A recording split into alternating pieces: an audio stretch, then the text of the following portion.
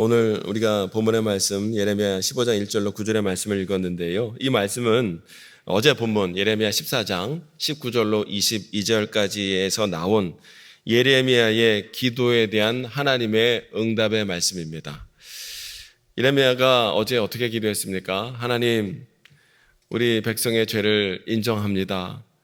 고백합니다. 하나님을 앙망하며 나가오니 하나님 언약을 기억하사 하나님 이 모든 심판이 이 민족에게 우리에게 임하지 않도록 주님 긍휼을 베풀어 주시고 은혜 내려 주옵소서 하고 간절히 기도를 한 바가 있었지요.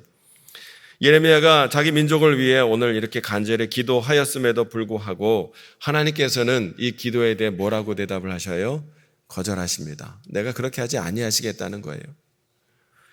1절 말씀 보니까 1절 말씀을 함께 읽어보실까요?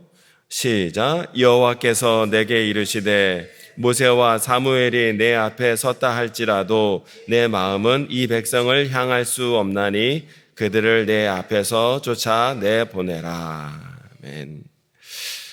하나님은 지금 예레미야 너의 기도를 내가 들을 수 없고 지금 내 앞에 모세와 사무엘이 와서 기도를 한다 할지라도 같은 제목을 놓고 기도를 한다 할지라도 내가 그것을 들을 수가 없다라는 거예요. 유다 백성을 향한 이 심판을 내가 거두지 아니하겠다 말씀하시는 것을 보게 됩니다.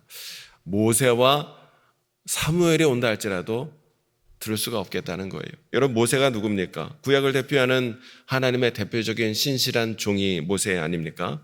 40년 광야를 지나는 동안 이스라엘 백성들이 늘 하나님께 불순종하였고 거역했는데 때문에 그들은 항상 하나님의 심판을 자초했음에도 불구하고 멸망당할 위기를 수차례 경험했음에도 불구하고 이 모세의 간절한 자기 민족을 향한 중보 기도로 말미암아 그들은 그 숱한 이 심판과 멸망의 위기를 이스라엘 백성들은 넘길 수 있었음을 우리가 보게 되지요.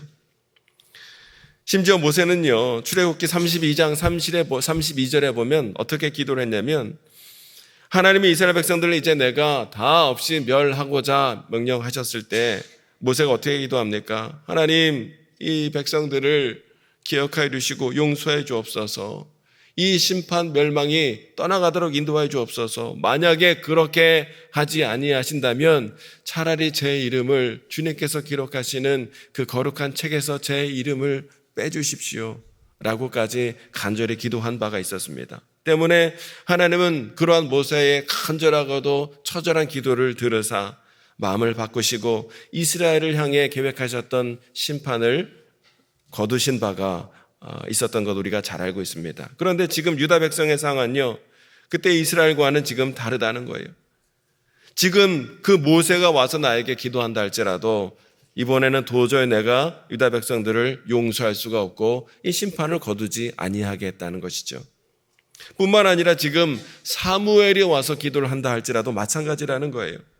사무엘도 여러분 기도로 이스라엘 백성들의 숱한 위기를 극복한 기도의 사람이었습니다. 사무엘상 7장에 보면 이스라엘 백성들이 범죄했을 때 이 사무엘 선지자의 간절한 기도로 이스라엘 백성들은 블레셋을 이기고 에벤에셀의 하나님을 경험할 수가 있었던 것을 보게 되죠. 그런데 지금은요, 아무리 모세가 와서 아무리 그 사무엘이 와서 나에게 간구하고 기도한다 할지라도 유다를 향한 이 심판의 계획을 내가 거두지 아니하겠다 하나님 말씀하셔요. 그만큼 지금 유다의 죄악이 얼마나 크고 심각한 상태인지를 말씀해 주고 있는 대목인 거예요. 2절에 보면 이렇게 죄악에 물든 이스라엘 백성을 향해 지금 예레미야는요, 어떠한 희망의 메시지도 전할 수가 없었습니다. 그저 그들 앞에 임박한 하나님의 불같은 진노와 심판밖에 전할 수가 없는 상황이었어요. 그래서 혹 이스라엘 백성들 가운데 어떤 사람이 예레미야에게 와서 이제 우리가 어떻게 하면 좋겠습니까? 우리 민족이 무엇을 해야 하겠습니까? 라고 묻는다 할지라도 그들 앞에는 오직 죽음과 칼과 기근과 포로만이 너희를 기다리고 있다라는 것을 전할 수밖에 없었다는 것이에요.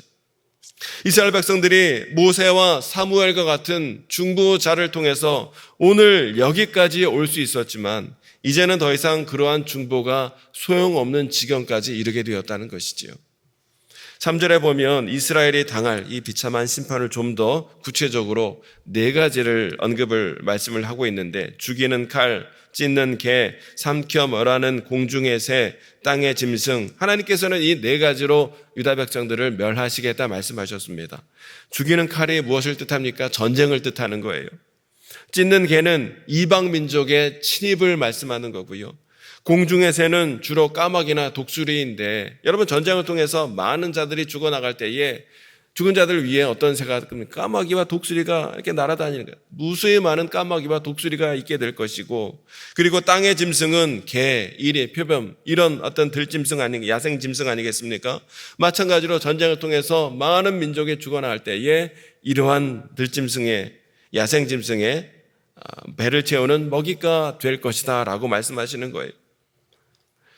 4절에 보면 이러한 끔찍한 심판이 임하게 된 이유에 대해서 또 하나의 결정적인 이유를 말씀해 주고 있는데, 유다 백성들이 이러한 처참한 심판을 당하게 되는 이유가 무엇인가? 하나님 뭐라고 말씀하시냐면 히스기야 왕의 아들 므낫세의 죄 때문이다 라고 그 이유를 하나 말씀하고 있는 것을 보게 됩니다.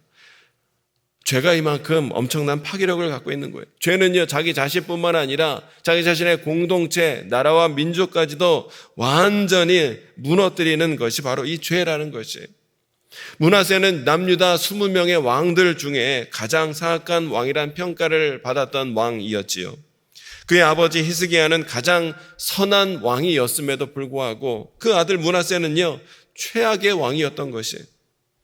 12살의 왕위에 올라 무려 55년 동안 남유다의 왕으로 통치하는 동안 그는요, 완전히 나라를요, 망가뜨리고 말았어요.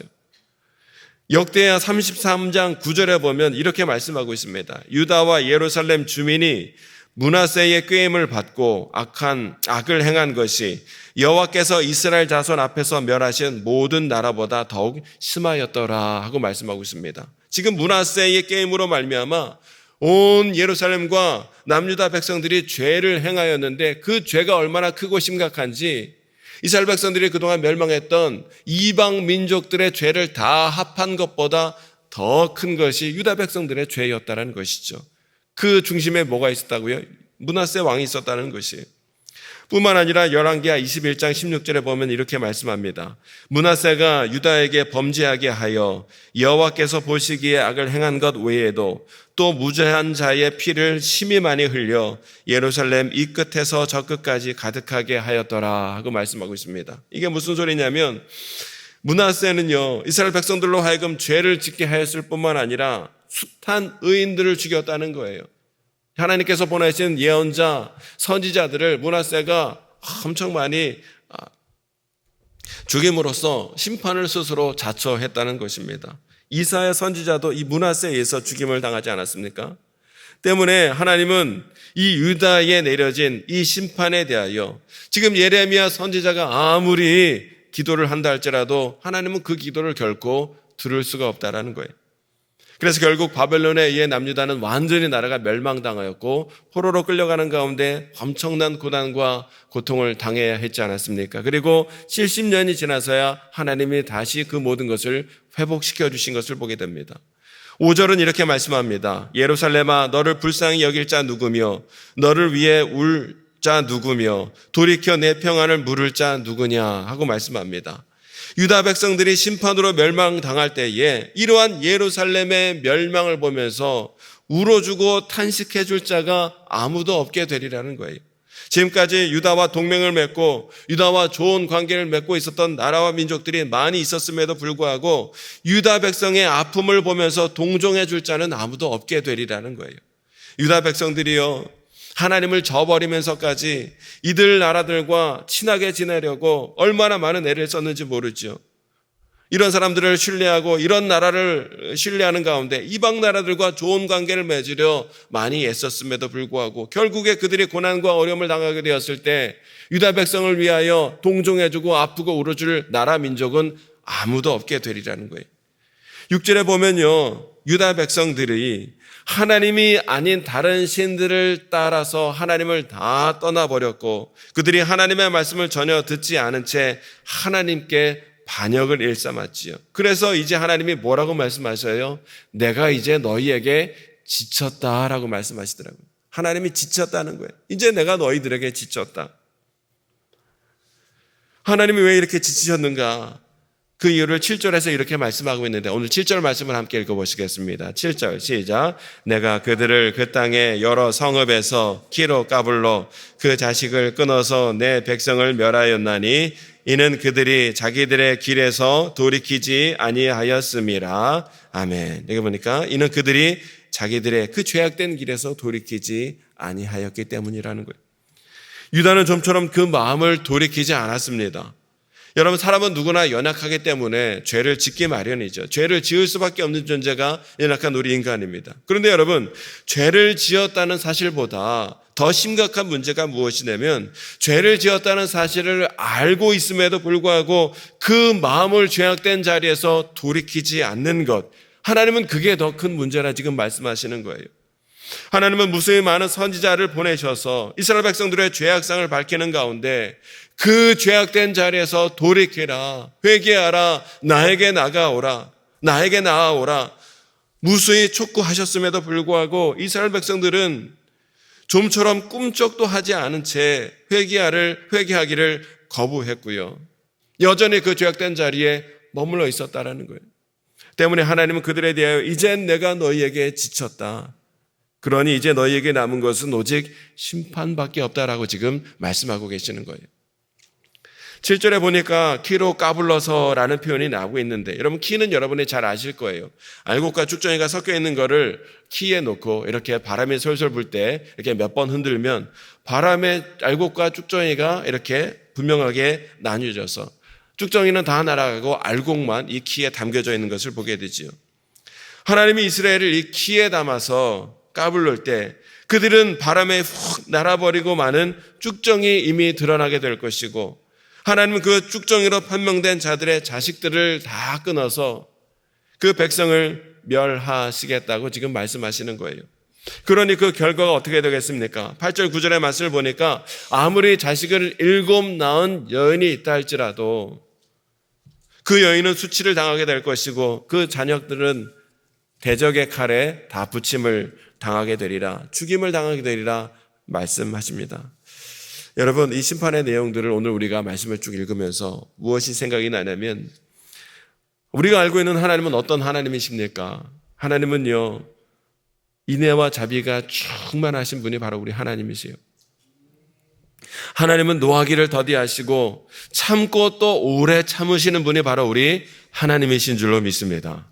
우리가 아무리 많은 죄를 저질렀다 할지라도 우리가 그 마음을 돌이켜 회개하는 가운데 하나님 품으로 나아가기만 한다면 하나님은 그 모든 주홍같이 붉은 죄를 흰 눈과 같이 깨끗이 용서해 주사 우리를 품어주시고 우리를 자녀 삼아주시는 분이 바로 우리 하나님 아버지라는 거예요. 그럼 오늘 유다 백성들의 이 심판은 무엇입니까? 그러한 하나님이 계심에도 불구하고 왜 그들이 하나님께 이러한 심판을 받고 있는 것인가?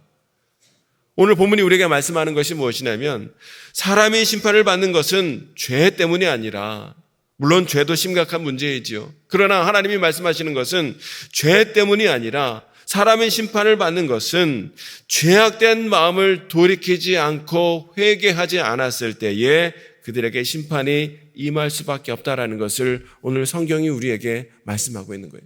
죄를 짓는 것도 심각한 문제이지만 그보다 더 큰 심판, 하나님이 지쳤다라고 말씀하실 수밖에 없는 심각한 더 큰 문제는 죄가 있음을 깨달음에도 불구하고 그 죄악된 자리에서 돌이키지 않는 그 완악한 마음이 하나님이 도저히 참을 수 없으시겠다라는 거예요. 그들에게는 심판이 임할 수밖에 없다라는 거예요. 때로 여러분 우리의 인생길이 막히고 우리가 고난을 경험하기도 하고요.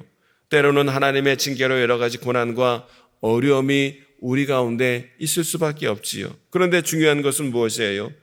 우리가 그런 고난과 어려움의 문제를 당하게 되었을 때 하나님 나에게 왜 이런 고난과 어려움이 임하게 된 것입니까? 하나님께 따지기 전에 그 고난과 어려움을 통해서라도 하나님이 오늘 나에게 말씀하시고자 하는 것이 무엇인지, 이 고난과 어려움을 통해서 하나님이 나에게 말씀하시고자 하는 것이 무엇인지, 회개하라, 돌이키라, 나만을 온전히 바라보며 나를 신뢰하며 나에게 나아오라 말씀하시는 그 하나님의 음성, 마음, 뜻을 깨닫는 것이 오늘 우리에게 너무나 중요하다는 것이, 그 징계를 통해서라도 우리가 나의 죄를 깨닫고 죄악된 마음 상황 자리에서 마음을 돌이켜 하나님께로 나아오기만 한다면, 하나님의 마음과 뜻을 깨닫는 가운데 죄악된 자리에서 돌이켜 주님께로 우리가 나아가기만 한다면 그 고난은 오히려 우리에게 은혜요, 복이 된다는 사실이에요.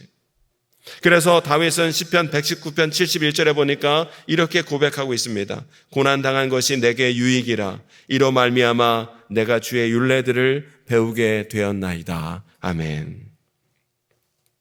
이 시간 간절히 바라기는요, 오늘 저와 여러분에게 성령께서 충만하게 임하셔서 우리의 연약함과 부족함을 깨닫게 하시고 무엇보다 죄를 깨닫게 하시는 가운데 그 마음을 돌이켜 세상에 허탄한 것이 아닌 우리 주님께 온전히 나아가는 은혜가 저와 여러분에게 있게 되시기를 주의 이름으로 축원합니다.